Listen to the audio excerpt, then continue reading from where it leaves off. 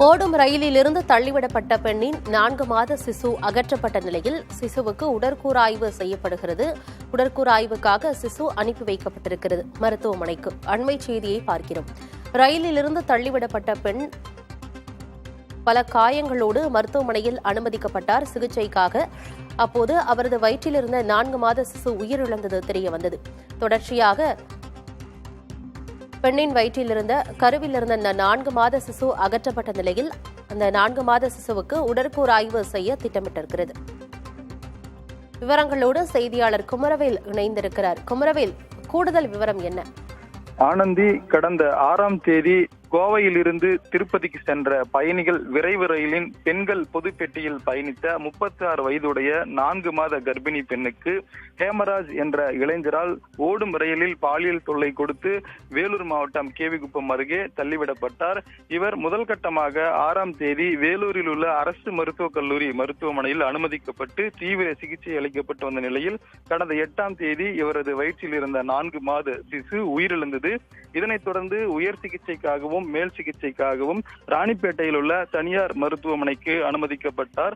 அங்கு அவருக்கு அந்த சிசுவை அகற்றுவதற்கான சிகிச்சை முறையின் அடிப்படையில் கடந்த 10ஆம் தேதி அவருடைய வயிற்றில் இருந்த சிசு அகற்றப்பட்டது.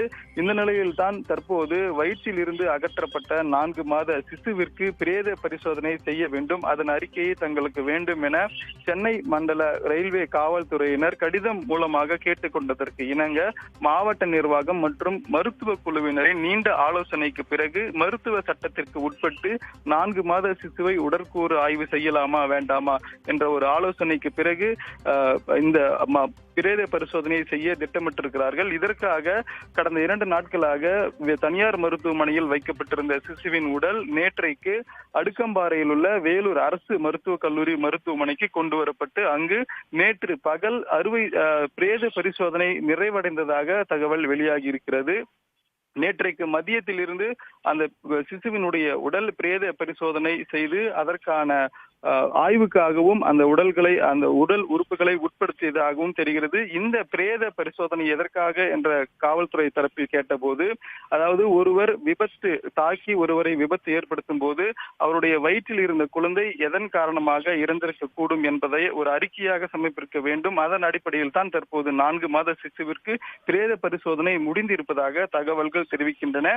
அதே சமயம் இந்த வழக்கில் கைதான ஹேமராஜ் என்ற இளைஞருக்கு 15 நாள் நீதிமன்ற காவல் வழங்கப்பட்டுள்ளது. அதே சமயம் இவரை பிடிக்க முயற்சித்த போது அவர் தப்பி ஓடியதாகவும் அதனால் விழுந்ததில் அவருடைய இடது கால் உடைந்துள்ளது. இதன் காரணமாக தற்போது தருமபுரியில் உள்ள அரசு மருத்துவமனையில் அவர் அனுமதிக்கப்பட்டுள்ளார். அவருக்கு இடது காலில் அறுவை சிகிச்சையும் மேற்கொள்ளப்பட்டுள்ளது.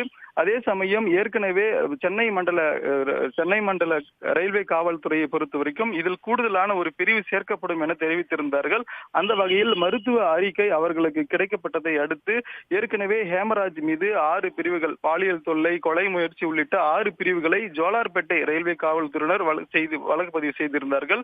இதில் 7வதாக BNS பாரதிய நியாய சன்கா சட்டத்தின் 92 பிரிவை பயன்படுத்தி புதிய ஒரு பிரிவின் கீழும் வழக்கு பதிவு செய்யப்பட்டுள்ளது. இந்த BNS 92 என்பது பிறக்காத குழந்தையை வயிற்றில் கொல்லுதல் அந்த அடிப்படையில் தான் இந்த வழக்கும் பதிவு செய்யப்பட்டிருக்கிறது.